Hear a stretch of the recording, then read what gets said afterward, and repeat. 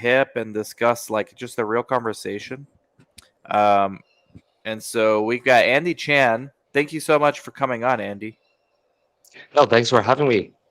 Hey, you know what? Like, you're the author of the book, The Dynamic Balance. And I will buy the book. Okay, I have it on my wish list right now. So what can you tell us what's the book about? And then I'm gonna get into. Actually, hold on. I have your bio here. So Andy Chan is a certified strength and conditioning specialist, educator, and presenter from Hong Kong. Andy has a genuine passion for making positive impact in the fitness industry through learning and sharing different unique methodologies. He currently teaches education courses on behalf of companies such as the National Academy of Sports Medicine, TRX. This is why we want Dr. Elite on here. TRX, Trigger Point Performance, and Power Plate. He has made guest appearance on Hong Kong television shows as well as presenting at different public fitness events. Drawing on his master's degree in exercise science and influenced by his 10-year stay in the United States, Andy has a unique outlook on health and athletic performance. You'll find hints of traditional Chinese medicine. I love that. We got to talk about that. Integrated into his training philosophy, where harmony between all aspects of life is a prerequisite to optimal health and human performance.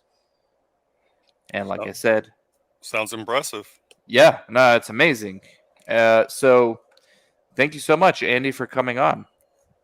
No, it's my pleasure. Every single time when hosts read that bio, it's a confidence booster. Sometimes you go on and I'm a bit nervous, and then you read the bio and you're like, okay, I cannot be nervous because the bio sounds so good. Yeah, you've done so much shit, so it's like amazing. Oh, thank you, So thank tell you. us about like your life. Where did you grow up? Where were you born? I'm gonna hit you up on Yeah, so LinkedIn. Are you on LinkedIn?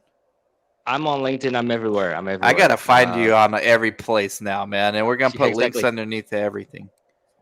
Yeah, and we're gonna be connected everywhere. So I was born in Hong Kong, born and raised, and then I went to the US at age 13 for 10 years. So I was there for middle school, high school, and university, and then I came back to Hong Kong. So yeah, I would say my life philosophy or training philosophy really is kind of influenced by both cultures, because obviously being a teenager in the US, my core values I would say are developed there. And so my outlook on life, on learning, on ways to achieve business success, for example, this go-getter approach is all developed in the US. Ambition. Where in the U.S. again? Yep. So I was in New England. I was in Massachusetts, Connecticut, and Oh, then I was in Indiana for the last 4 years, which is in the middle of nowhere if anyone is yeah. not familiar with geography in the US. AKA called a flyover state. They get made fun of a lot, but they actually have a lot of benefits to uh, perks of living there. I'm in Arizona, but I used to be in California. Chris is in California. We're like California West Coast dudes, but So, I give respect to the flyover states. so I'm curious, which state did you prefer? Well, for me, my younger brother, he was in UCLA for 4 years. So we had an apartment out there, so I would go over once in a while. And obviously, the food in California is great. People is great. Price not so much because everything tends to double when I get over there. But Hmm. I think California would be quite nice just because of the cuisine and the diverse culture. Whereas, to be honest, in the Midwest, sometimes racism would still be a big thing. Uh, I mean, I'm gonna go off a tangent, but sometimes I would walk on the street and people would roll down their windows and be like, "Go home." Really? And Hmm. In Indiana? Wow. in Indiana, it would in a college campus where it is more diverse than other towns already, because I think there were 5,000, 6,000 international kids with on campus, and yet these fools still think it's funny to just roll down their windows and tell us to go home. So um, yeah, Mm. I imagine it happens in California, probably in certain neighborhoods, but I just think that it is a bit more diverse out there. So it Happens would everywhere, probably man. be more comfortable. Unfortunately. Yeah, unfortunately happens everywhere. But okay, so California, we're California dudes. Um, so what got you into, your career path. Like, was there anything else you did? Like, what did you study in school? Was there any minors or anything? I know you get the masters in science education and exercise. Yeah, so my undergraduate degree was actually in accounting, in business. It was quite Ah, a boring degree, to be honest with you. But that's what my university was known for, its business program.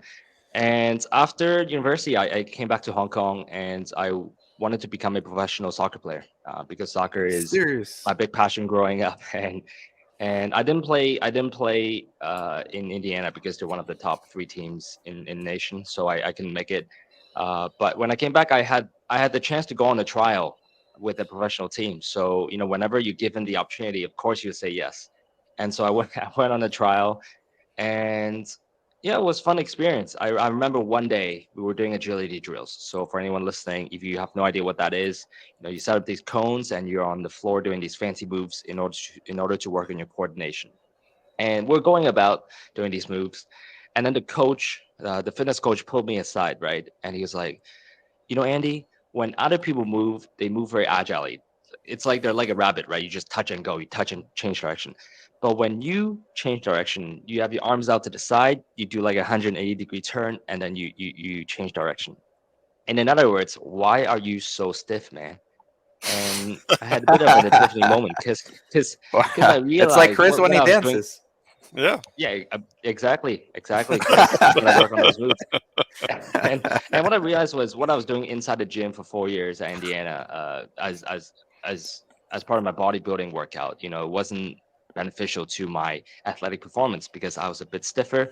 And we know that split second, if you're a split second slower than other people on at the elite level, then you're gonna concede a goal or you miss that opportunity. So that's kind of when I figure I need to get into the fitness industry so that I can help those who are on the path. And so I got into fitness.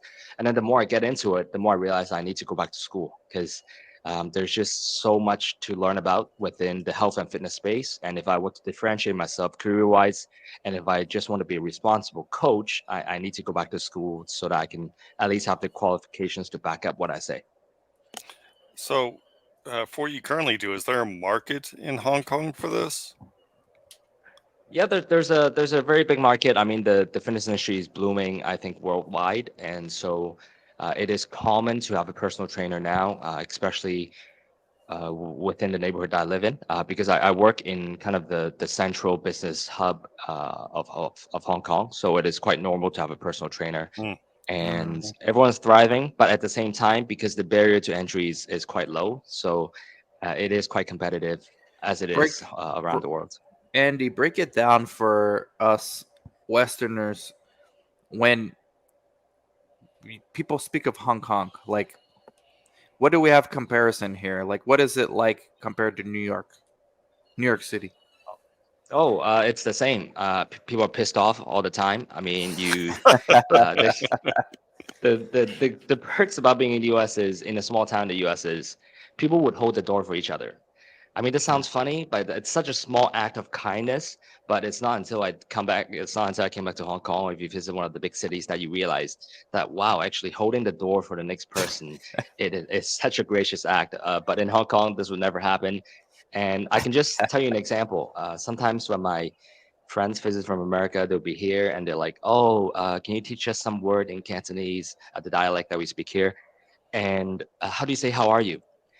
And I'll tell them, "You don't say how are you in Hong Kong because you never check in with people. You Nobody just go cares. about your business." Yeah, no one cares. Seriously, no one cares about how you're doing. So yeah, it just speaks to the culture. I mean, I would say people are usually grumpy, they're pissed off. Mental health is a big issue just because it is quite crowded here So, and how do you say "get the hell things are out of quite my way"? complex. Well, you don't. Well, the thing is, you bump into people, right? So let's say if you're on the street, you bump into someone. We're at the place where you don't even say sorry. You just keep walking. I mean, Okay. it's quite terrible. All Um, right. Wow. Well, in New York, they might say "get the hell out of my way." You yeah, do that they here, you're might, gonna they have a might. problem with somebody. Yeah, yeah. Interesting, So man. What it is about interesting. so okay, so writing the book, like we know Chris and I co-wrote this thing, all right? And it's only like it's about research is what we do. It's only like 190 pages, and that's with ads and with pictures. So, but this took us like forever. So I know how hard from one author to another, you know, we know how hard it is, but a lot of people don't appreciate um, the difficulty it took. Like, first of all, what inspired you to write it, and then what was that process like of writing the book? Yeah, well, first of all, your book, I love the cover. I mean, I like the contrast of blue and orange. I mean, it's eye-catching, and one of We the key stole rules it. to We stole it. So no, we stole the idea from two places. I love Robert Greene, so he wrote the 48 Laws of Power. So this is like his colors. And then Tim Ferriss did this on Tools of Titans. So I just combined oh, those two elements. I was like, we have to do that. And Chris was like, okay. Chris doesn't care what anything looks like. He's like, all right. Yeah, And so whatever. that's what we rolled with. But thank you, Andy. he cares about the content. It's the content that matters.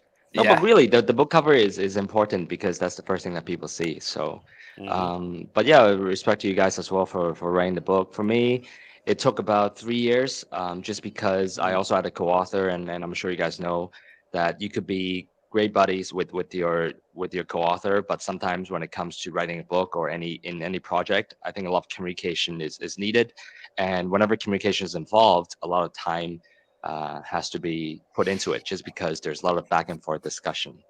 But the thing that inspired me to write the book was actually my master's project. So, as part of my master's degree, we had to do a statistics course. And that is because with all the evidence-based practice out there, or with all the research out there, we have to learn to interpret, right? I'm sure you guys talk a lot about this, right? We have to be able to read research, or else we'll just be throwing out like every other guy out there. Oh, research says this, research. So Mhm. in that term, in that semester, in the statistics class, we learn to interpret research, and as part of the class, we there was a project when we get to pick our own question, and then we get to look into the database to look into what the research says about the topic that we are curious in. And for me at the time, I really wanted to know the efficacy of cupping. So for those who don't know, cupping is these, it might be silicone or it might be glass cups that you apply on the Mm. body, and it sucks the skin out of it, and after the treatment you're going to see these purple dots on the skin. And this was made popular by Michael Phelps in the Olympics in the West, whereas in the East, in Southeast Asia, people have been applying this technique for thousands of years. And so I wanted to know what the research says about it, because it was quite interesting to me to apply the Western lens to an Eastern practice, really, because that's where it originated. And while I was looking into the database, I found that there were two perspectives or two narratives on this topic. One is the Western human movement science side. So in this side, the research mainly focuses on soft tissue. So, in other words, when I apply cupping technique or other modalities to my skin, what happens to the soft tissue? Does it alter the state of it? What happens physically to the soft tissue? Now, when I get to the eastern side, it was when things got a bit mystical and esoteric, because you look online and they would talk about all these Chinese medicine terms: qi, blood, yin yang, five elements. And I can be honest with you, even as a person who grew up in Hong Kong, I had no idea what these terms were about, because growing up, no one was ever able to explain to me in a tangible way what these terms meant. So my experience with Chinese medicine at the time would only be, okay, I'll see the yin yang sign at the local massage store inside a dodgy mall, and you have no idea what goes on inside, and Mhm. that's as much as I know. And so that sparked an interest in me, and it sparked an idea, and that was to perhaps go into Chinese medicine a bit more from more of a digestible and scientific background, because Mhm. I think that the Western audience would benefit a lot from the philosophy. So I, at the time, I also asked myself, how can I differentiate, right? Because as I said, the fitness industry is quite a competitive market. So we should play to our own strength. And for me, it makes perfect sense that I will be the guy to explore this topic, because there's actually no other book on Amazon that explores fitness training and Chinese medicine. So that's how the idea came about. And after 3 years, the book was born. So, did you find any scientific rationale behind cupping? Yeah, well, I think right now the research tells us that there is efficacy in terms of soft tissue release. But I would say that when it comes to the claims that Chinese medicine has, those things are a bit harder to prove. And that is because of the language that they use. And I guess I can use this opportunity to just break down why I say that. When we talk about Chinese medicine, you often hear terms like qi, blood, yin yang, five elements. And what they are essentially is they are languages that the Chinese medicine practitioners use to describe energy. Because if you think about the West in physiology, you would talk about ATP, you talk about blood sugar level, you talk about the pH level, and etc. But if you think about Chinese medicine, thousands of years ago, they would not have the equipment necessary to figure out all these stuff. So what they did was they thought of analogies and they thought of languages that could describe different phenomena. So in their perspective, you have to understand that all the terms within Chinese medicine, they always have two connotations. One is the functional meaning, and second is the philosophical. Okay, so qi. Functionally, it just means energy. All right, everything has qi. I have qi. You have qi. Everyone has qi. The rock has qi. Basically, whatever item there is on Earth, there would be an energy attached to it. So that's functional. Second is philosophical. Qi is something that you cannot see, but it is something that sustains life and energy. So I think usually it's the philosophical side that get people's head spinning because you're like, what do you mean philosophical? I cannot see qi. What are you saying? It must be false. So I think with that in mind, usually this is where things gets lost in research because there's always a philosophical meaning to the terms in Chinese medicine. So it is quite hard to prove from a scientific point of view because it has to be quite black and white in order to be proven by research. And I think that's kind of where the gap is at the moment. So to translate, like you're saying there, qi to say physics, it'd be like what static and, or excuse me, yeah, static, no, kinetic and potential energy, something like that, right? Where you can prove kinetic, the stored energy. You have no idea what the potential energy, depending on how it's released, right? Something like that. Yeah. Well, that's a good analogy. I might have to use that next time. There's this good book. I've actually interviewed this guy, John Leaf. He's a psychiatrist. He wrote the book, The Secret Language of Cells. And we probably have him on again, Chris, on our show. And, he actually references Chinese medicine in the book because he's a Western researcher, obviously. And the more neurotransmitters we're discovering, signaling molecules, like we're just starting to discover this stuff, it's almost exactly what Chinese medicine says. They just have different words for it, but the way the neurons send signals to various muscle cells and across different parts of the body, they're far away. They're not touching.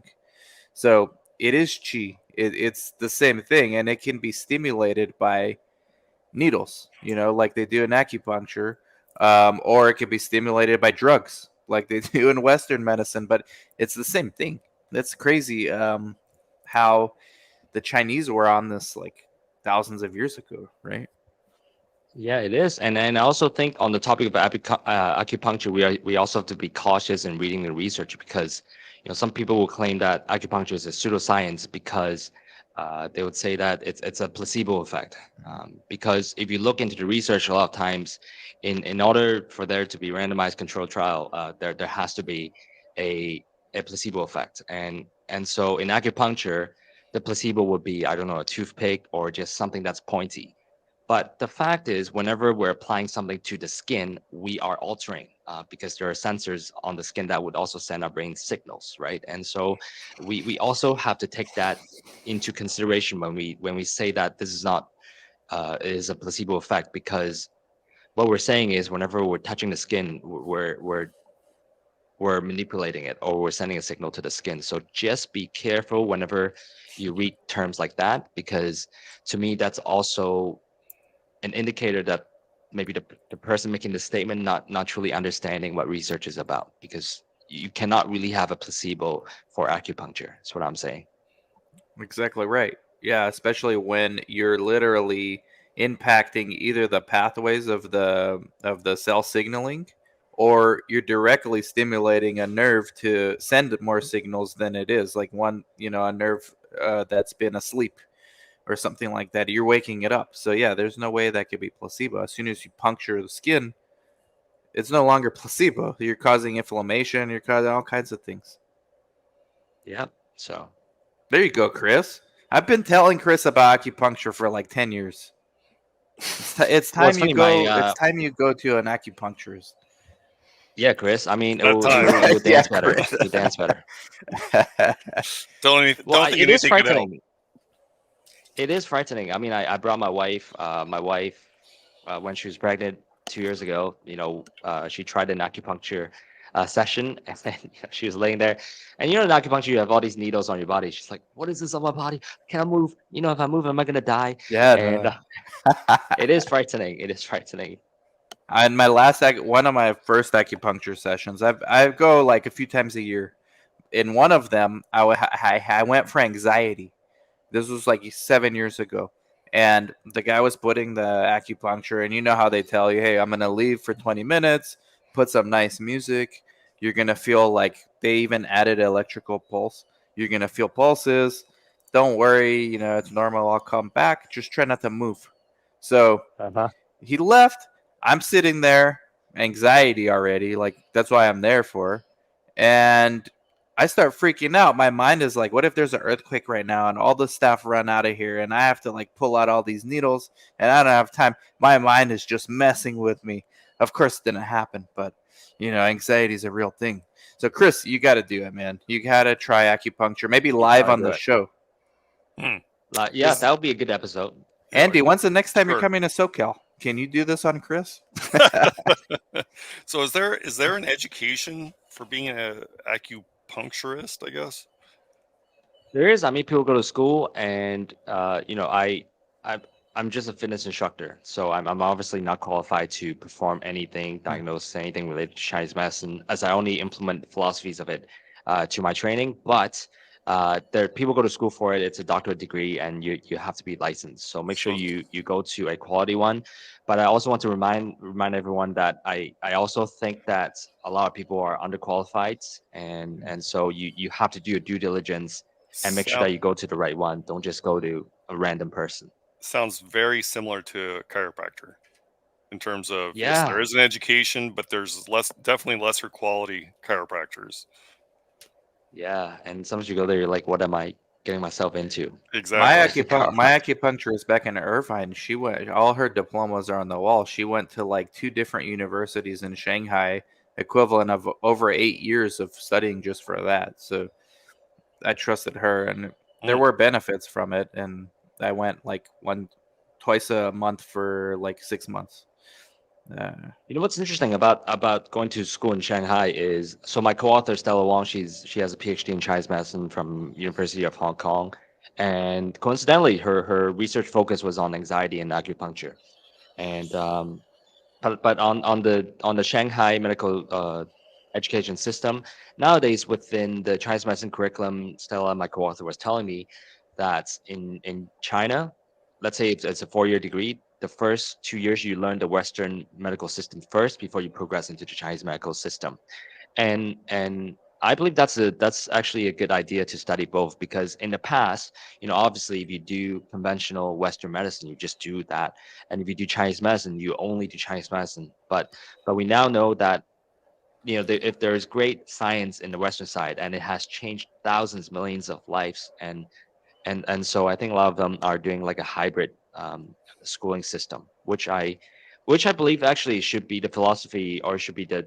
kind of the way to go for all of us too. If we can take the best of both worlds, then we can truly make the best decisions. Because what I've realized so far is, going on these podcasts, people think that because I use some of Chinese medicine, therefore I must be a diehard Chinese medicine, person, fan, whatever. But I believe that for anyone listening, if they can just take the best of everything, I think they'll make much healthier decisions, and as a result, they will find better health and longevity. Yeah, I would completely agree with that. Yeah, the book, I'm ordering it. It's on the way. The description here on Amazon shows why the rigors of Western approaches to training often create imbalances in our physical and mental health. They explain traditional Chinese medicine principles and techniques in simple terms and demonstrate how incorporating traditional Chinese medicine into our lifestyle and workouts can help us perform at the best and be at our healthiest. TCM, traditional Chinese medicine, is not a myth or weird alternative to real medicine, but an ancient practice that's based in science and relevant to us today. So you're going to learn how to evaluate your current state of your body, find the root causes of your imbalances. Maybe we can talk about some of this stuff because I like what's the rationale overall, like on a macro level, to your training regimen or your philosophy, maybe. Yeah. Obviously, in the US, you would go to a qualified professional for particular area. So when it comes to health and fitness, you go to your personal trainer, you go to your sports medicine professional, be it athletic trainer or physio or physical therapist, and then you might go to a dietitian for dietary advice.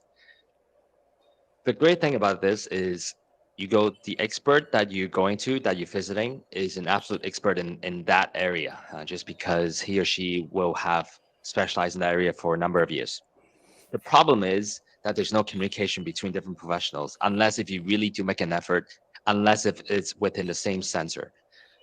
So what we're saying in direct balance is that if you look into Chinese medicine, or if you look to other ancient cultures, for example, they will have recognized the fact that different areas of life are intricately linked and they're interconnected. So it is impossible for us just to isolate one area because that means we will have overlooked other areas that might cause imbalance. So, in diet balance, we basically just look at three key areas of lifestyle. How are we eating? So our diet, does it match my current body state? Does it match the weather? Because the season and the weather actually it drives our mood and the way we feel. And then we looked at emotions. Are we managing emotions okay?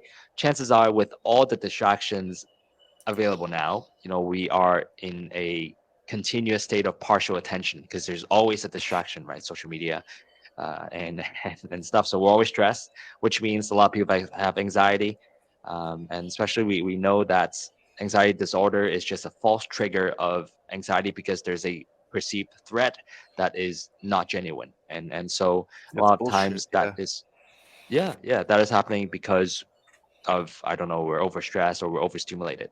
And so we looked at emotions, and then lastly we looked at training, which is the bread and butter of what I do, and the ways we train. And ultimately, if we kind of look at the three areas and how they're linked, we will realize that actually they have a knockdown effect because how the way I feel would drive what I eat, and what I eat would Mm. dictate, how I feel. So it's the same way when it comes to training, right? If I'm just training to be stiff, then I'm not going to make it to a professional level because I'm going to be a horrible dancer like Chris. And then This is hilarious. sorry, Chris. Best Yeah, interview so ever. that's Best guest ever. Wow, Andy, I love you, yeah, man. yeah, yeah. So that's gonna get us nowhere. And and and That's- uh and so they're all linked. what do you say to those guys that say like? I mean, you're exactly right. Like feelings. I think feelings. Obviously, they can't be ignored because I know people who have pushed their feelings. Buried them so deep. My brother-in-law's 20 years. He's a firefighter paramedic, and he's not never been a guy to talk about his feelings. And 20 years into it, he's like, hey man, PTSD, like I'm starting to see like that in me, like I've walled myself off. Like you bring that shit home. What do you say to those guys who say like, but at the same time, like, so you can't ignore your feelings, but you also can't be just a slave to your feelings. And I don't know if you like do this as far as the coaching as well. Or like do you incorporate this into your, because some days you wake up, you don't feel like working out, you know, but like David Goggins said, fuck your feelings, do it anyways. What a guy, David Goggins' book, man, can't hurt me. It's a Go good read. book. I need to get yours. Yours is on the way. I ordered the Yeah. Oh, paperback. thanks. Yeah. So I think, well, first of all, we need to know that working out, exercising, it just doesn't make sense biologically. Okay. I know I'm a fitness instructor. This might shock someone, but listen to this. Exercising, it's just unnatural because throughout human history, we never had to voluntarily suffer. And essentially that's what we do. Okay. When you go to the gym for 1 hour on that treadmill, you suffer for an hour. If you think about human history, there's always been a function to physical activity. All right. I'm going to hunt. I'm going to get water. I'm sending my kids to wherever. Okay, so I think that to answer the question of the lack of motivation of not wanting to exercise, I think if you don't really have a purpose to exercise, then that's always going to be difficult because there's no purpose to why you exercise. So always set a goal. I'm here so that I want to look better in that dress, or I want to be a better athlete, or I just want to be healthier. I think if you have that in you, it'll be much easier to start. So that's one. And then on the emotions part, for me, I like to stick with principles because obviously there could be a spectrum of mental wellness or mental health issues that people go through. But for me, when they walk in, I stress it to them that it's really important that they practice breathing. So breathing is a common practice throughout all cultures, and now there's an increased level of evidence that supports the idea that breathing is using breathing as a kind of relaxation technique. And by breathing, I don't mean going to a meditation class.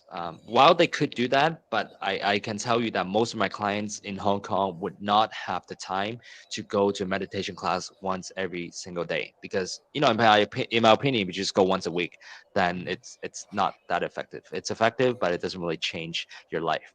So for me, it's all about the small moments, like when you're waiting for the elevator, whenever you have a minute to spare, you just work on deep breathing. So through your belly button, you do some deep breaths, and we know that that will downregulate. It will calm the nervous system. It will calm the mind down, and we know that when the mind is downregulating, that's going to improve your digestion. That's going to relax your body. You're not going to be as stiff.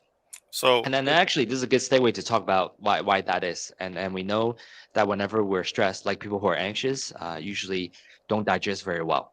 And that's because, before an important meeting, before an important game, we will experience an upset stomach or butterflies in the stomach. And that is because whenever we are in that fight or flight, or whenever we're in that heightened state, our digestive system temporarily shuts off so that other parts of the body can utilize blood flow and other resources. So we know that the mind wants to prep the body into fight or flight because there is a threat or perceived threat right in front of us. So I either fight it or I leave. And at the same time, not only does the digestive system temporarily takes a break, your soft tissue or your muscles become stiffer because I have to generate force as fast as possible in order to fight or run as fast as possible. So my muscles also becomes more stiff. And that's why when you think about people who are stressed all the time, they are likely to be the ones who are stiff, stiff as a robot. And because that is intricately linked to our mind. If our minds are relaxed, then the whole body will relax as well. So this is where breathing comes in because we kind of want to downregulate the system so that we're not just always stress. And in the yin yang philosophy, this is where balance comes in because you want both stress and recovery. So I have a couple comments. So one, recently I at least proved to myself that what you're saying about breathing is true. Um, like Dan, I take my blood pressure at least once a day, and I noticed when I take deep breaths during my blood pressure being taken, that everything drops 10 to 20 points. So Wow. it shows that the deep breathing is relaxing to the body, right? I think that kind of proves it, at least in my opinion, at least as far as I go for myself. The other, in regards to why do you exercise, and completely agree that it wasn't required or necessary 100 years ago. I mean, we got plenty of exercise just doing our daily functions, but now sitting behind a desk, you have to go torture yourself. Um, I would say one of the benefits is emotional. So for me, I try to go running 5 times a week, 3 miles a day. That's about all the exercise I get, and the rest of the time I'm sitting behind a desk. But what gets me out the door to go do it is I just feel more emotionally healthy, right? I'm not on edge. I'm not easily agitated after I've exercised. And I think that's probably true for most people, right? It's just not a matter of looking There's better dopamine. or right. Exactly. Yeah. So, Yeah, I you don't mean, have to be there's vain and say I want to look better to go exercise, right? It's helpful just to you and inner peace. Yeah, on that note, I was reading a book called Exercise by Daniel Laberman. I think that's his name, and he was saying that dopamine and serotonin both happy hormones, they're released after exercise, Hmm. and some people don't get them. What he found was that especially those who are obese or they're just a bit out of shape, they're a bit insensitive. So that's why it's hard to have them hooked. Because for you, Chris, you if you don't go run, you're gonna feel like something is missing sometimes for too Yep. long. Yep. And so just know that for people who are obese, it might take a while for the happy hormones to kick in, but eventually they'll get it and they'll love it. I wasn't aware of that. You're unfortunately, if you're overweight, it takes a while. You have to lose some weight for it to kick in, huh? Yeah, I think you just have to train the sensitivity back because you Okay. that part of the brain is shut off to it's a bit reluctant to physical activity. It's getting all its dopamine from the ice cream you eat. Yes, exactly. Ice cream, Netflix, and Yeah. whatever they Instant do. gratification. We want instant, Yeah, no, you're absolutely right. One of our guests on this podcast, Dr. Sabine Hazen, she's a microbiome researcher, and she's actually doing like a study. She has like 1,000 studies going on. Lady's crazy in a Mm, good way, but crazy hmm. It's definitely. nonetheless. And I attest to that. so she's doing this study on people who exercise regularly versus those who don't and their microbiome. So like pretty soon, I'm pretty sure I know the results of that one. Like, the people who exercise regularly gonna have a healthier gut biome than those who don't. Well, some no offense to the lady, but sometimes I feel like, certain researches are not even necessary. Like the other day, I was online and I saw this research title: "Being in green space is better for you according to research than the computer." And I was like, Go seriously, figure. do you have to wait? Yeah. Go figure. Right. Go figure. One of our friends, Monica, who's like super positive about everything, and she would love you. We're gonna have you on maybe for Latinos in clinical research too. But she'd sent us this documentary. She said, "Hey, watch this. It's people who walk barefoot on grass or dirt. It's like, well, like you said, man, you don't need to. It's obvious, especially if you live in a concrete jungle like Manhattan or Hong Kong. It's hard to find grass. That's why they make it such a huge initiative to get parks and all that stuff, like in those Hmm. crowded spaces. So, yeah, a lot of this common sense, guys. Come on, we're losing our common sense now. We need Well, there's no dynamic common balance. sense. We need Yeah, dynamic there's no balance. common That's the sense. book. Dynamic balance, guys. That's the book. Link underneath. But we're not done yet. If you can still go, Andy, we can still go. I got tons more. Yeah, I can still go. Let's go. I love this gift, Chris. This is gonna go. The audio is gonna go on my podcast as a bonus episode, and the video is gonna go on. We'll edit like a short clips for Guru, and then we'll do the full thing on Chris and Dan show. It's amazing. So, okay, speaking of balance, like the book, the difference between balance and harmony.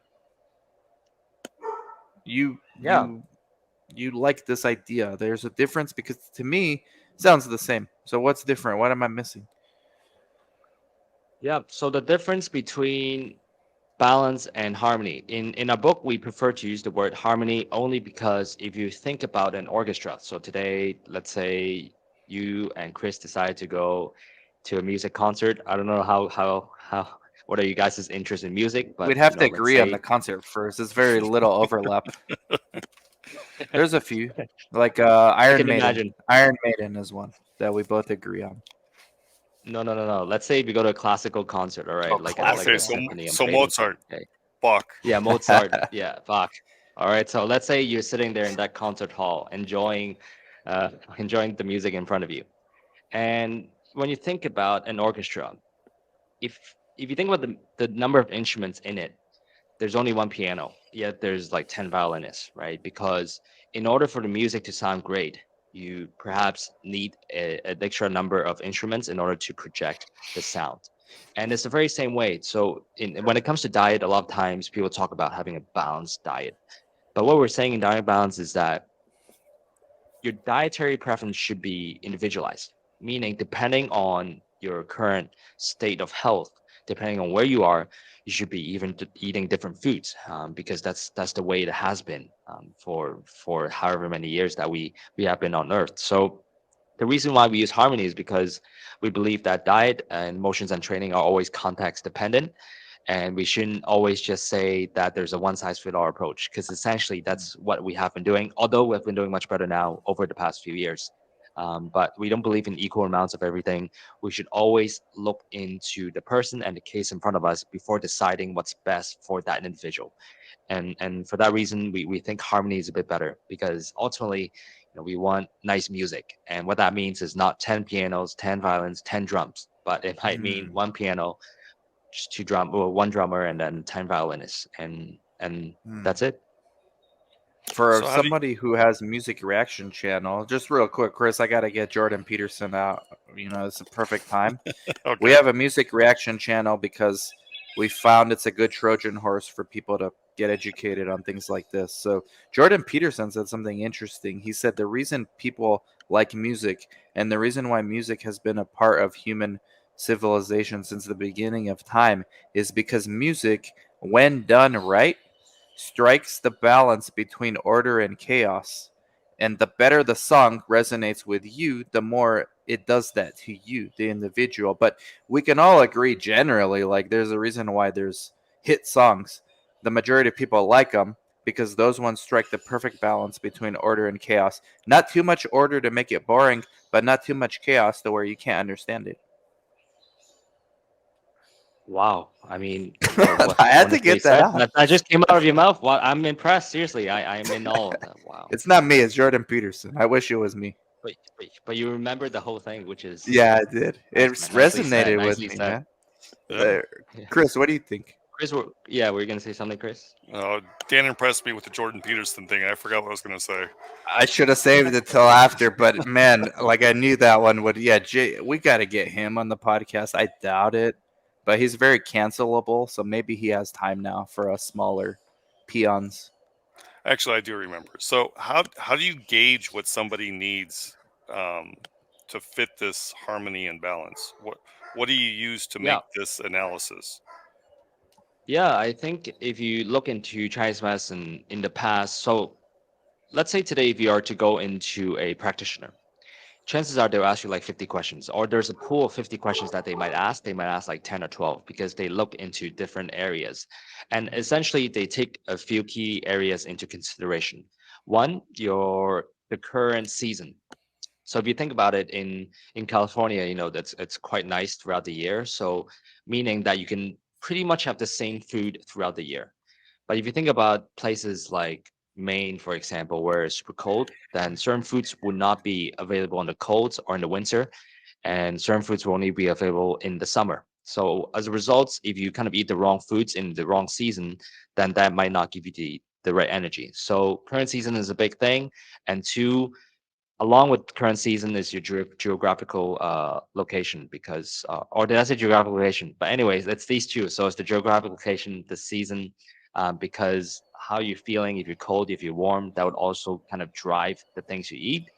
And then third is how you're feeling currently, your body, because if you're pissed off and agitated, or if you're just kind of, you feel like you're lacking in energy, then you also require different foods, and different exercise regime, and stuff like that. So basically, I would say it all depends on these three things. So geographical location, the season, and maybe the weather, and how you feel currently.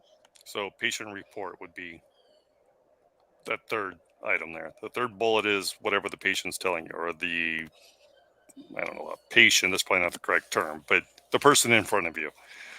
Yeah, the person or you. I mean, how you're feeling today should, uh, meaning, I mean, your real feeling, right? Not just kind of, I crave sugar, so I should have sugar. Well, you crave sugar. Maybe it's the fact that you need energy. Maybe because you're a bit downcast, or maybe because you're hooked to the dopamine that junk food gives you.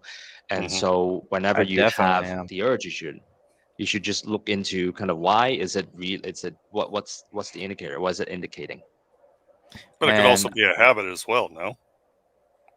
Yep, for sure your habit, but you're gonna find that you probably crave different things at different time zones, or not different, like different time frames, and in different seasons. So I Hmm. think it's more about recognizing why, and figure out the connection, uh, that will kind of begin this behavioral change process that we all crave. If the cookies are not near me, I don't crave them. But if I see them, like I eat way more than I even like. I'm not even hungry anymore. I just keep eating them, man. Chocolate chip cookies is my weakness. Chris knows when he buys junk at the office when we used to work together. I don't crave it if it's not there, but as soon as it's there, I can eat the whole thing, man. And it's like I don't know. I get the carb crash, which is the insulin spike, and then your body gets like flooded with insulin. It's bad. So I switched to keto. I switched to keto diet, and I lost a bunch of weight. My wife too, and we try to maintain. Now we're doing intermittent fasting. I'm in the middle of like a 24-hour fast right now. Feeling good, but I overcompensate with coffee when I get hungry. So black coffee. Um, more than I should, but I'm trying to find my harmony, man. Andy, that's my harmony. I do Peloton in the mornings. This morning was hard. Wow. 30 minutes. 30 minutes. Yeah, I told Chris. Chris does his good amount of exercise too. He runs. What do you do, Chris? Yeah, run 5 days a week or Avoid try. getting hit 5 by days a week? cars, right? Wow. In the crossway. Yeah, exactly. Well, you know what's funny on the topic of chocolate cookies is the fact that the Chinese, there's the 5 elements that we heard of, and in our book we call it the 5 phases because elements is a bit mystical for us, right? When you hear the term 5 elements, you think of Avatar, you think of Star Wars, or these random life forces. So we use 5 phases just because these are analogies that the Chinese medicine practitioners or the scholars use to explain life, and it's more of a categorization system. So, for example, in taste, in Chinese medicine, they split food into 5 different tastes, right? You've got sour, sweet, bitter, salty, and spicy, right? And you've got 5 different tastes, the common taste that we experience in life. And actually, because they actually found that different tastes, a craving in different tastes signals a need in the body. So listen to this. Hmm. Thousands of years ago, they already figured out that if we want sugary food or if we want sweet taste, it's an indicator that we need energy. And of course, now we know that sugar gives us energy because that's kind of what the body thrives on. But it is quite amazing for them to figure this out thousands of years ago that, well, actually, if you're craving sugar, it just means that perhaps you need an extra boost. And so I would encourage people to kind of look into it as well because different cravings are a signal of need, right? Some people will crave spicy food as well when they need energy because we know that spice also gives us that kick. So Or it's salt. it's quite I cool crave to salt see. too. Yeah, Salt well, is what salt I is good crave also. salt is good in for retaining water. So actually, in Chinese medicine, they would encourage people in the winter to perhaps get some salt just so that they retain Oh, I water got no in problem. for the summer. And when you mix salt with sweet, like salted caramel, oof, the best. This place in LA, I forget what it's called. They closed down, but they made organic salted caramel, and over there in West Hollywood, amazing place. Too bad it shut down. Yeah, it's really interesting. All this stuff. The mitochondria. I think I don't know if you've done any research on the mitochondria. They're starting to discover more about it. But basically, certain people's mitochondria are. I think there's like a disorder or like they don't work as well as they should. It's supposed to oxidate and phosphorylate, so they take glucose and they combine it with oxygen and it helps your body like have more energy. And so certain people's mitochondria don't work as well. And there's a lot of research going on into this, but the simple fact that the mitochondria is like a captured bacteria and it's able to like it's just become part of us now, but it used to be a bacteria. So I'm sure the ancient Chinese, like they weren't able to pinpoint maybe mitochondria, but they were able to pinpoint that concept. Yeah, I guess. I mean, I unfortunately I don't know. I must be honest. I mean, I don't know too much about the mitochondria. I got But something else. Chris, you get something? No, I got a go ahead. question, a good one. It just popped up. I'm doing my taxes with my CPA. Okay, I know. Yeah, I know. okay, How's all this right. gonna Where are we relate? going with this? No, we're Okay. not. We're going. Okay, so and this ties into Dr. Hazen as well. So when and I know you brought up racism at the beginning, but this is maybe racist, but in a good way, I think. So he was telling me because I was telling him, yeah, I'm trying to lose weight, blah blah blah. And he said, you know what? Just follow any Asian cuisine. Like, I've never seen a fat Asian person, basically, is what he said. And this guy from California, so there's a lot of Asian people there. And then our researcher friend, she's studying the centenarians' stools from Okinawa, is it? Yeah, Okinawa. Okinawa, yeah, in Japan. Yeah. Yeah, so she's studying their stools, and basically they're basically both saying the same thing, one in a more racist way than the other, but um, That's that not racist, that's stereotyping. stereotypes. There you go. It's just because Andy brought up the word racist, so I was like, okay, I couldn't think of another one. Stereotyping. It's true. I have seen fat Koreans, fat Japanese, fat Chinese, but Sure, I but get it's what much he's saying. it's much more rare. Yes, and Andy, I was going to ask you, as somebody who's lived in both the East and the West, why, like, what's wrong with our diet here in the West, and what makes the East so much better? Yeah, I before I give you my version, I have to recommend a book to everyone. It's called Deep Nutrition. I'm not sure if you guys have heard of it. It's by Haven't. a physician called Chris Shanahan, and she's a physician, yet she's super into nutrition, and she looks into different historical diets, and she finds commonality in all of them, and she lays out a principle that people in Okinawa, people centurions throughout the world, that the the the dietary practices that they actually share, and actually although they might be eating different foods, the way they prepare it, but things that they do are actually quite similar. And to that note, to the difference between the American diet and let's say the Chinese diet in Hong Kong, it is funny because in Hong Kong I'm like a average size dude, body, okay, upper body muscle wise, and whenever I'm in the US, they'll be like, dude, you're so scrawny and you're so skinny, and and it's funny, like a fat person here in Hong Kong will be like the average guy in America. Oh and, my and so god. I remember when I first went over to the US, and obviously my parents would come visit me once in a while. They'll come and they'll see the scene where people inside Kroger or inside the grocery store, they will have to use carts to help them move because they cannot even go through the grocery store on their own because they have to sit in a cart in order to kind of maneuver around.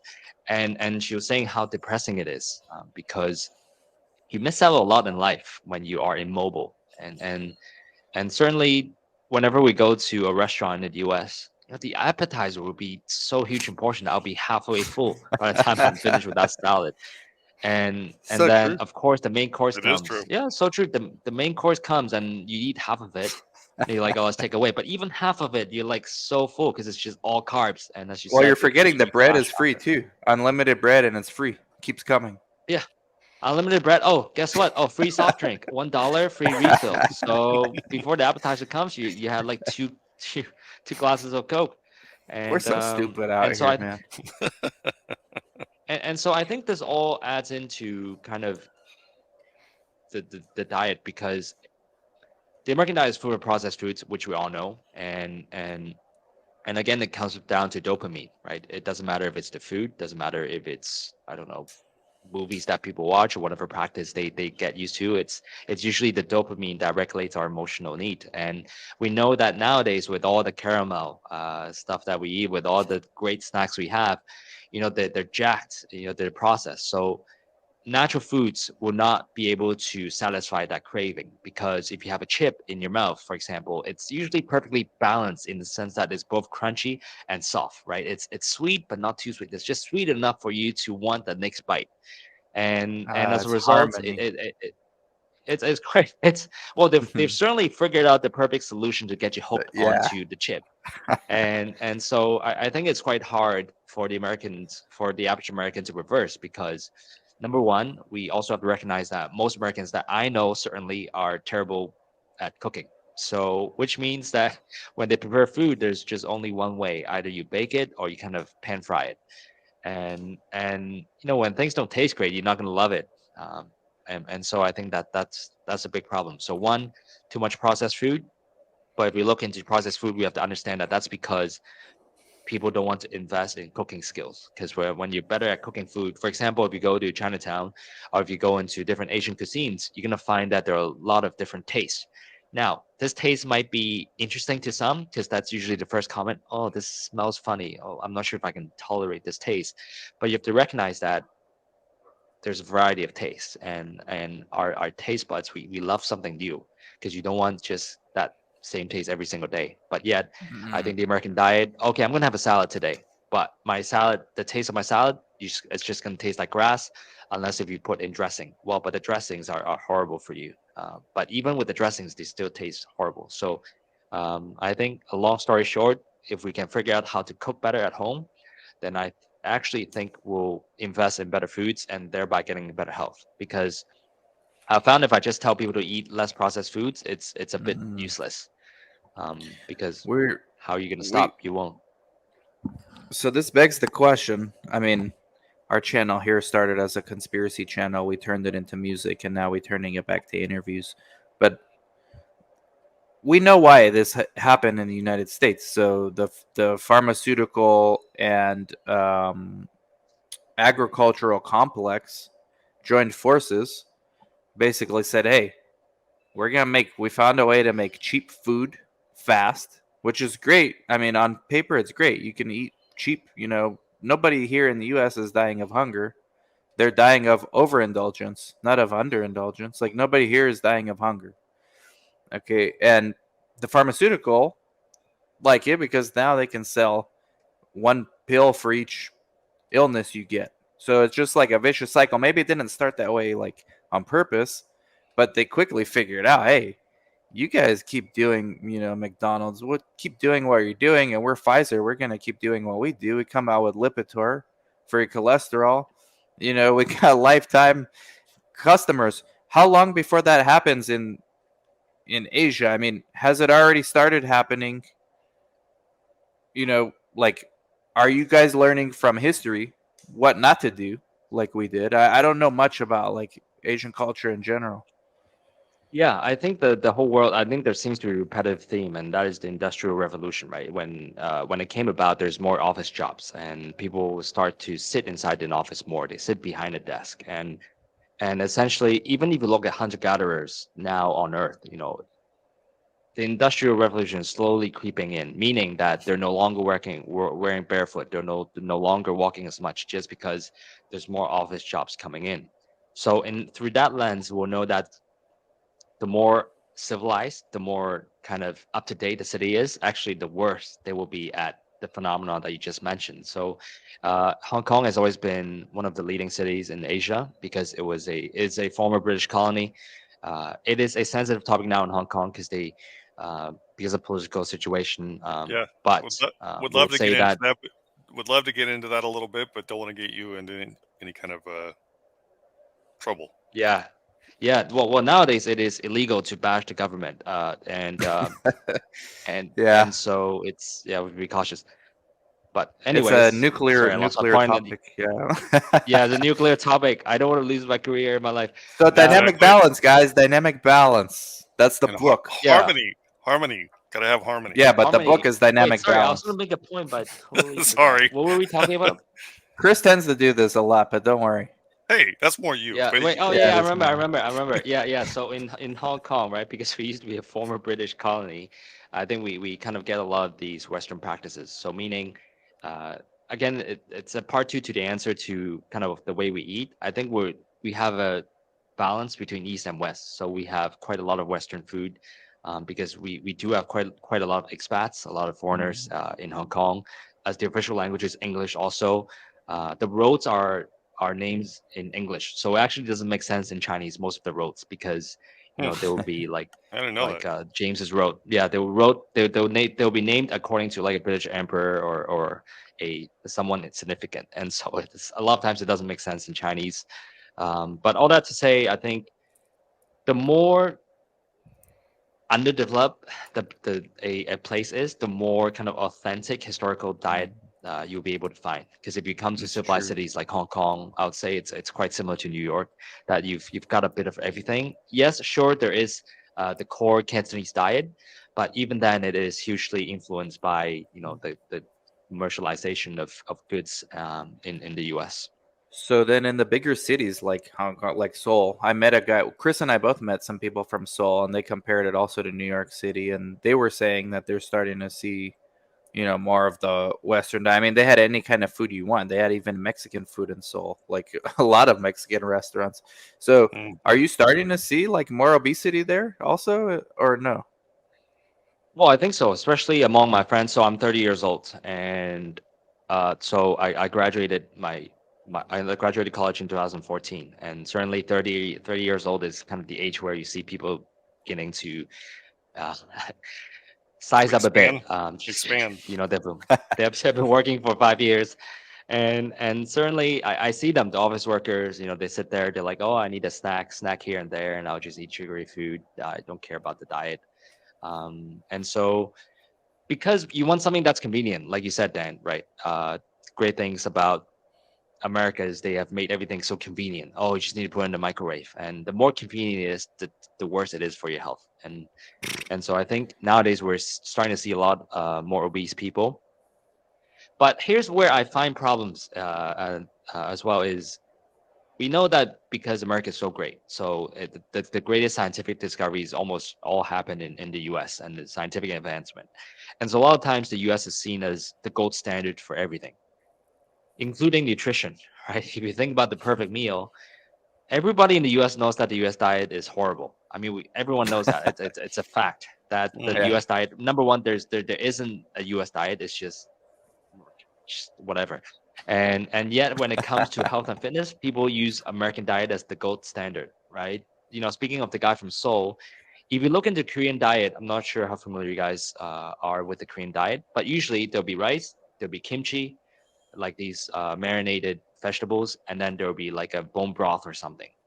So there's a lot of meat, there's fermented vegetable, there's rice. That's because Korea is quite cold. So in the past, they would have to ferment the vegetables just to kind of keep them from rotting, because it's quite hard to grow vegetables and they can keep it for a long time.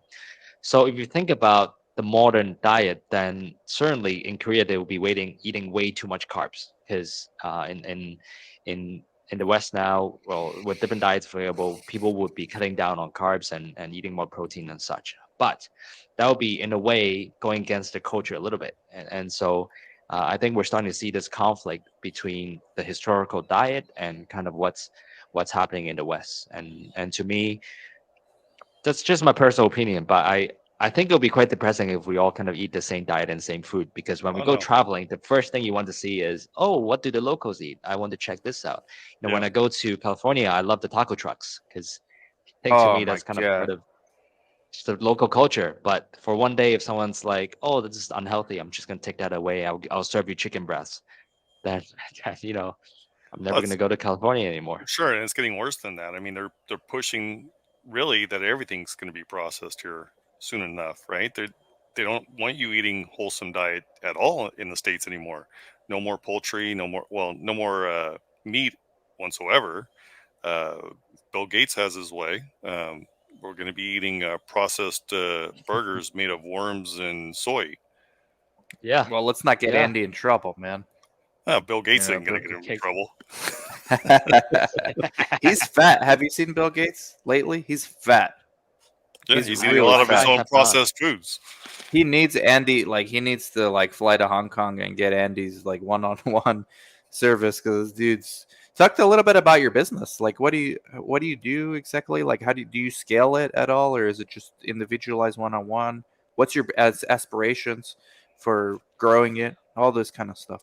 You're a young guy, man. Yep. I'm 10 years older than you. Oh, thanks. You graduated I 14, do I personal graduated training. 04. Oh, wow. Exactly 10 years. So Yeah. I do personal training. I do group training, although not as much anymore, only for special events. And I do corporate workshops and I Mm. do seminars, I do talks.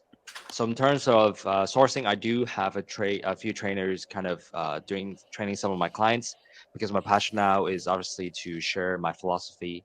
And thankfully, there's been a few trainers who are on the same page as me because we all know that I don't want to say it's an apprenticeship. I just want to say that this partnership only works when kind of we believe in each other. Because I've seen way too many business practices in the fitness industry where, let's say, a coach, he or she just trains up 10 other coaches, but they just end up taking the business. So for me, I've been changing my perspective in that, I'm really trying to help those coaches who are coming into play by sharing my experience and the way I look at problems and train clients. So if they can learn from it, they will automatically partner with me, or they'll continue to partner with me, because we know that when you value something, you just do that. So that's what I've been doing when it comes to kind of training the people that I have been mentoring. And then my aspirations wise, I'm focusing a lot on my corporate workshops. So I'm actually right after this call, I'm meeting with a law firm, an international law firm, and throughout the world. They have offices all around the world, and we're going to talk about some wellness initiatives that they're looking into, because that's kind of what I want to get into. I want to help bigger companies kind of achieve better health, because if I'm just training one client physically, I'm not. Although I'm significantly impacting the person I'm training, if I can have a bigger platform. And in reality, it's those who are sitting behind the desk that is experiencing lower back discomfort, who's having anxiety, who's having trouble sleeping, who's having all these health issues that needs kind of my help or any expert's help. And so that's kind of who I want to target, and that'll be my emphasis over the next few years. That's awesome, man. Chris, Yeah, anything sure. else? What do you recommend for sleep? What do you recommend to get a better night's sleep? So I Yeah. use myself for an example. The last 6 months, I just have been sleeping like crap. So what do you recommend for that? Yeah, first of all, I have to build some credibility, right? Who am I to talk about sleep? I used to suffer from anxiety, general anxiety disorder. So I Hmm. started taking medication when I was 13 years old. At just age 13, I went Wow. to the a really famous psychiatrist in Hong Kong. At the time, that was 2003. We were paying $500 for a session, plus Well, meds. For one that's session, we costly go every today. single week too. Yeah. Uh, so my parents really did care. They wanted to help, but at the same time, I don't think they chose the right avenue through medication. But anyways, so I've struggled with it for 8 9 years. There's been times where I had to take pills, sleeping pills, all that. But what I found was actually through minimizing my distractions. I mean, I'm now pill free, so I haven't been taking medications. I haven't been needing it for the past year.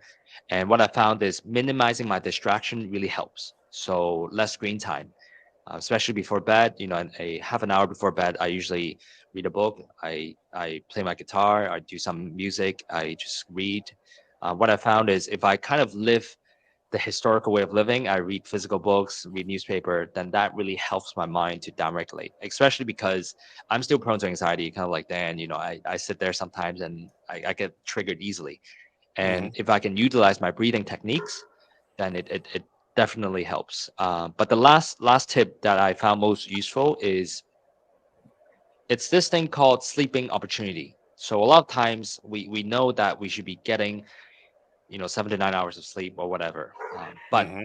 the problem is people mistake that with, oh, we should be in bed for 7 hours. No, that's not what research, or that's not what the recommendation is. The recommendation is we should stay asleep, which means that we need to give ourselves more opportunity to fall asleep, because I think the expectation that we will lay there and just fall asleep immediately, I think that's an unrealistic expectation, Of because course. sometimes it takes people longer to fall asleep because it takes longer to downregulate.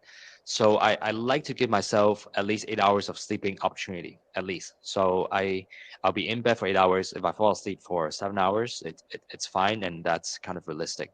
Um, and Hmm. All right. then yeah, so for me, Makes sense. downregulate, less water, so that I don't wake up because I want to pee.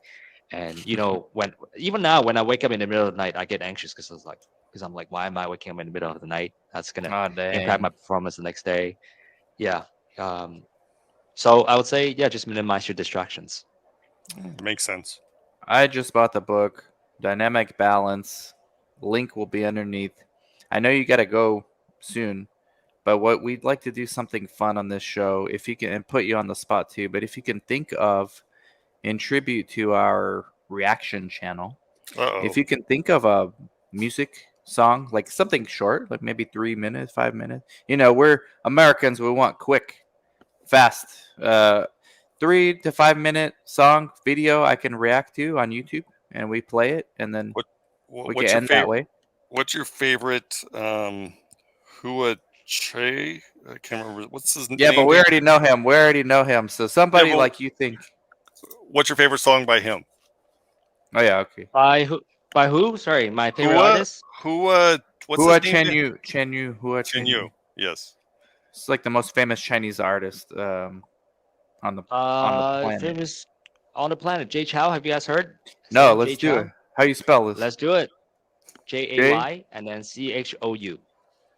Jaychou, and I see a bunch of. Okay, Blue and White. That's a good one. Blue His and song white. I called have no idea Blue what and that White. is. Blue and White You should porcelain do or sport hair and like do the snow. most popular. Just do Jay Chou most popular video. That's the one. Blue and White. 40 million views 9 years ago. Whoa. Whoa. Let me let me look it up just so I maybe I won't look it up. Let's see. Jay Chu. Blue and Check it white, out. really? Yeah, check it out. That's the one. It said 40 All right, million. I'll check it out too. I have no idea what you're gonna play, but let's check it out. I Do you guess I'll know this react to it guy? as well. Is this the guy, right? Oh yes, I know this guy. Yes. Oh, okay, The- so this is called Blue and White. Yeah. Now I know. It's the I mean, translation, it's right? yeah, translated. I don't. Yeah, there you go. Here we go. Let me know if you can hear it. You can hear it. Yep.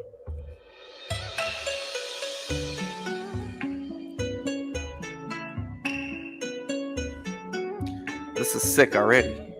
Well, this is sick. I can tell Dan might be very good at this instrument. I should look into it.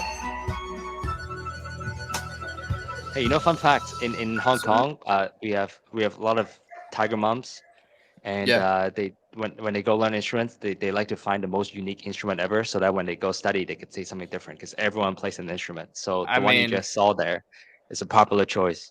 I know we're already only 22 seconds in, but I'm amazed by this song already. And you, by the way, feel free to want to pause anytime, just time out, 20-second timeout, coach. But yeah, this is amazing, Andy. Thank you for this. 被勾勒出情话，被风弄转淡，平生描绘的牡丹，一如你初妆，黯然檀香透过窗，心事我了然，宣纸上走笔，只字各一半，有色渲染是你。 Wait, time out. Sorry, time I out. don't know what the hell they're saying, but they captivate me already. Wait, are we reacting to it as the music goes on, or are we saving our comments till after? No, you can react. Whatever you Rob. want. Whatever you want, I man. was gonna say, I don't know how familiar you guys with music, but this is if you think about most Chinese music it's written using the pentatonic scale. So you know how like when you listen to this song, there's kind of this like Chinese vibe to it, and that's Yeah. because. So are you guys familiar with the piano? Well, are you guys familiar with the looks of a piano? So Yeah. there's black and white keys. Yeah. So the pentatonic scale is basically people using the black keys only. Oh, I Wow. did not know that. Interesting. Yeah. So instead, so in the full scale, so there's there's 7 notes. So now instead of the 7 notes, they're only using the 5 black notes, and that's why it gives off that vibe. Interesting. Fun fact. That's amazing. Yeah, that's beyond fun fact. Wow. 市场，和你嫣然的一笑如含苞待放，你的每一缕飘散，去到我去不了的地方。 We need to do more Chinese shits on this show, Chris. This is amazing. Each time we do it, we're like new fans. We both Yep. became fans this- of that dude who sang Nunchucks, the rapper. Yeah. Hua Chin Yu, right? Hua Chen Yu, yeah, but we're saying it's so bad. Are It's- you familiar with who we're talking about, Andy? No, because No, the way no we're idea. saying it, we Okay, sound so- like Klingons. Sure. When this is over, bring up one of his popular videos, just so you can see 2 seconds. So Man, Andy's got to go meet with some lawyers yeah, after this. I know. We gotta get through this. 天际在等你，而我在等你。炊烟袅袅升起，隔江千万里。在平地树根里放前朝的飘逸，就当我为你遇见你伏笔。天金色等着你，而我在等你。月色被打捞起，晕开了结局。如传世的青蛙，自顾自美丽，迷人的笑意。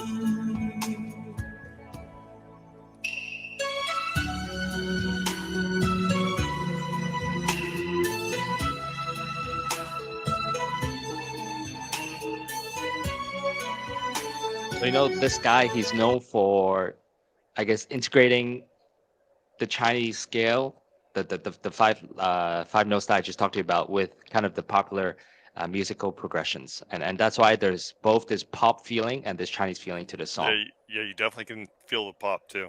This is Absolutely. great, man. Like, yeah, I got so many comments, dude. We don't have enough time, but jeez, if it wasn't for those lawyers, we would.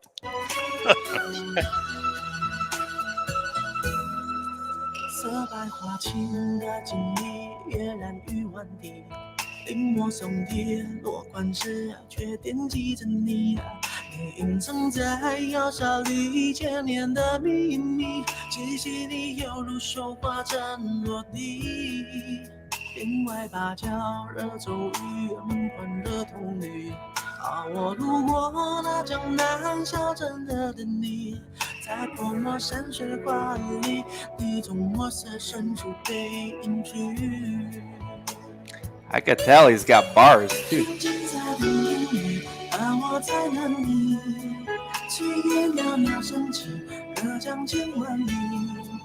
在平地树根里放前朝的飘逸，就当我为你遇见你伏笔。平静色电影里，而我在等你。月色被打捞起，晕开了结局。如传世的青蛙，最最不最美丽，你眼的笑意。天青色更艳丽，而我在等你。 Little key change. 炊烟袅袅。 What's that? Sorry, I said they changed the key of the song. Just Yeah, man. Commentary on the song.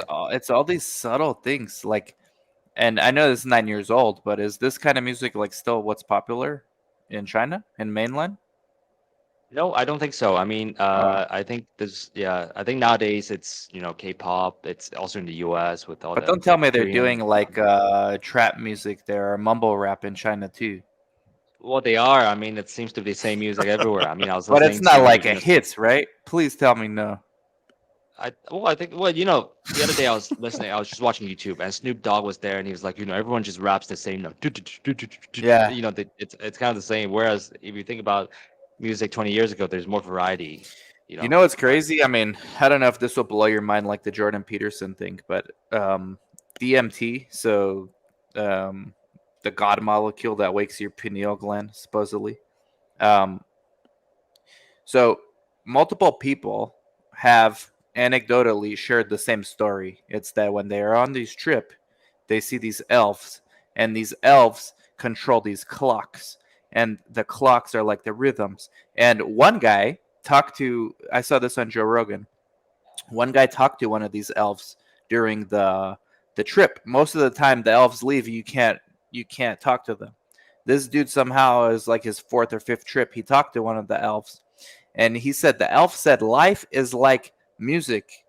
All right, you have the verse, then you have the chorus, then you have the verse, then you have the chorus. And he said, so your life is in patterns because, yes, there's predispositions to a chorus, so you have repeating elements of your life, but you get to write your verse. And the dude's mind was blown, like, he came back like a changed person. But this is back to our connection with music, man, and harmony. Mm-hmm. Wow. So you're both a scientist, a guru, and a philosopher. Is what you're telling me? I'm a Like human wise- being, man. I'm a human like you're a being. I wise appreciate teacher. music. Not a wise teacher. Definitely not a wise teacher, but I just, geez, there's something about music. We have to figure it out. Somebody's going to figure something out. 升起，隔江千万里，在平地树棵里放前朝的飘逸，就当我为遇见你伏笔。天青色更艳丽，而我在等你。月色被打捞起，晕开了结局。城市的童话最最如此美丽，你眼的笑意。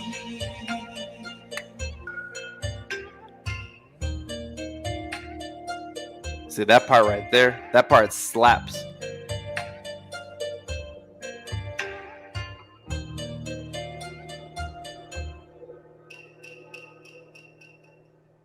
That was very good. That last part right there, what that slap? What is that? Is that the No, instrument no. you were telling us from the beginning? No, I didn't hear the slap. I'll have to look into No, it no, later. it's No, just no. like it's freaking awesome. That's it's basically what I mean. Like Rap you know, terminology. yeah, no, Oh. sorry. Yeah. Oh, I just sorry. get too carried away with it. You know, it's amazing that last sound. You know, doon doon doon doon doon. What instrument is that? Is that the one from the beginning you said? I didn't hear that actually. Fucking Too- sick, yeah, dude. no idea. So Anyways, what do you before he's think, Chris? it was great. I really liked it. But before he goes, I'm really curious if he's heard of the other dude. Of course he has. can you You're send me just the- saying send it's me the so link bad, in the So chat. play it. dude. Yeah, You're play it right saying now. it's so bad. I mean, Okay, you say it better. I can't say it better. I'm not gonna pretend I can. Play but the link. I was just gonna Play give the up. video. So okay, here we go. Hold on. Let me let the ad skip. Chris and Dan show, everybody. And if you're listening on random music from the Kalango Charles Guru, you're probably like, what the hell am I hearing? But you're hearing some good shit, guys. Okay. You're hearing some good stuff. It's good. This dude. So no, are we pronouncing it right? 这都在 No, I have no idea who this is, man. I Dude, have this no guy's a idea who this fucking is. legend. We're telling you, as Americans, who this dude Yeah, is. This is yeah, like you're the most telling me, man. popular. Yeah. How do you You pronounce want his like name? 1 minute? Do you have 1 minute? Who it should Do you have 1 minute? Yeah, but It would like make my day if I can introduce this to you. I will tell my grandkids about this. yeah, please do. All right. This dude's a legend. 你要走吗 ？Via Via，易碎的骄傲着，那也曾是我的模样，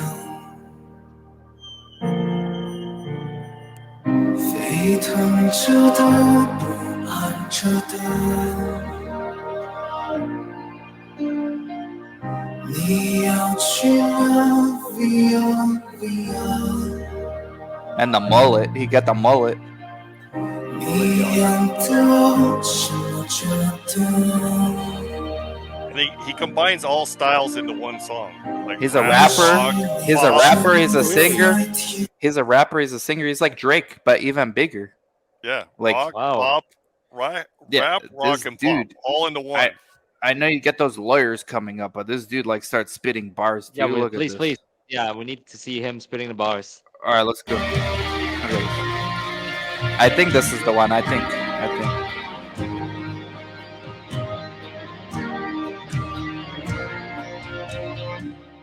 当你仍然还在幻想， Nah, he's not spitting bars here. In some song, he spits bars. Let's see. 让我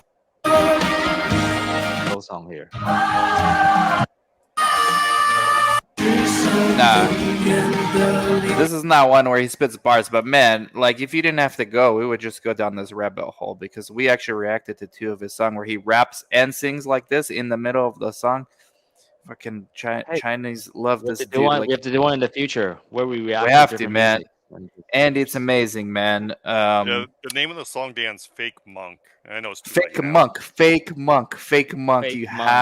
have to download this. You're gonna be amazed. I can't believe. Because But sometimes Chinese shows are a bit singing shows are a bit harder to watch because there's a rumor that the audience they get paid according to their reaction. So if you the next time when you look at Chinese show videos, you find that they're always crying. I mean, the audience, or they're always singing along because if they can sing along, they'll get paid extra $1, and if they're crying, they'll get paid. So you find that on whatever song that you're listening to, there's a very dramatic reaction from the audience. they're sneaky. But yeah, American Idol does that too. They hire actors for the crowd. 'Cause my Yeah. wife does makeup, and she's like, "Hey, we're watching American Idol." She's like, "I did that girl's makeup before. She's a freaking actress or a wannabe actress." That's all the I same. guess they're in training. They must be in training or something. You know, they're probably Yeah. in school, and no, why don't you go out there and pretend like They're trying to break into the industry. But dynamic balance, if we can do another hour, Yeah. we could. We're Oh, gonna wow. have to have you on again, and do some Hua Chen Yu. I know that's not the way you say it, but How do you Uh, say it? How do you say it? The way it was No, probably. I think I think you got it right. That would have been how I pronounced it. I just Oh, don't know maybe the we guy. we know he just didn't know who he was. Right, there Yeah, we I go. just didn't know who he was. Yeah. Kudos to us for once. Okay. Well, Dynamic Balance, Andy Chan, thank you so much, man. You got to connect. Like, I'm gonna email you afterwards. I want your LinkedIn, Instagram, all that stuff, and we're gonna put the book Dynamic Balance in the show notes. Thank you so much, Andy. I know you got to go get that, get that corporate client. Go out there and do it. And thank you. Thank you, Andy. It was very Thank you nice so much meeting for you. having us, Great, guys. great It's conversation. yeah. Thank you so much. It has been a pleasure. I doubt you'll ever be on a podcast like this again. I doubt it. I mean, it's so fun. I mean, we get to make fun of Chris. We get to That's the what I'm here best for. part. wisdom What by I'm here That's the best Dan. Thank you, Andy. Dynamic Balance, everybody. I guys. just ordered it. I'm getting it Sunday. Convenience. Talk to you later. Like, subscribe, comment, share. Bye bye. Bye bye.